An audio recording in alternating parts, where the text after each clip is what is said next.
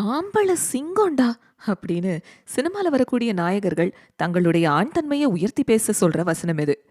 இந்த சிங்கத்துக்கு பேச தெரிஞ்சதுன்னு வைங்களேன், இவங்கள நிச்சயமா கெட்ட வார்த்தையில திட்டும். ஆண் சிங்கத்தோட கம்பீரமான தோற்றத்துக்கு காரணம் அதோட பிடரி முடி. புசு புசுன்னு இவ்ளோ நிறைய முடிய வச்சுக்கிட்டு புல்லுக்கு இடையில திறமையா ஒளிஞ்சு மறைஞ்சு வேட்டையாட அதால முடியாது.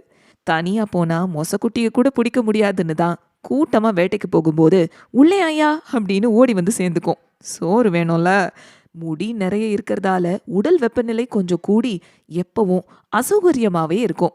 ஆனாலும் இந்த பிடரி முடி ரொம்ப முக்கியம் பாஸ்.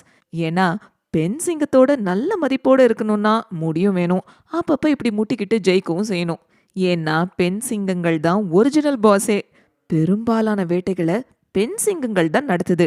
குட்டிகளை பல வருடங்கள் பராமரிக்குது. குழுவின் பாதுகாப்பை உறுதி செய்யுது.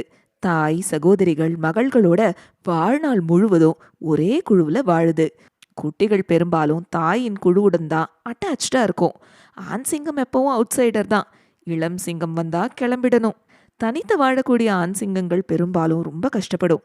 இந்த கம்பீரம் கெத்தெல்லாம் 2-3 வருஷம்தான். அப்புறம் ஒரு பாவப்பட்ட ஜென்மமாக தான் ஆண் சிங்கம் இருக்கும். 2 வருஷம் பாடிகார்ட் வேலை பார்க்குற ஆண் சிங்கம் கெத்தா, இப்படி பல ஆண் சிங்கங்களை ஆட்டி வைக்கிற பெண் சிங்கம் கெத்தா? நீங்களே சொல்லுங்க.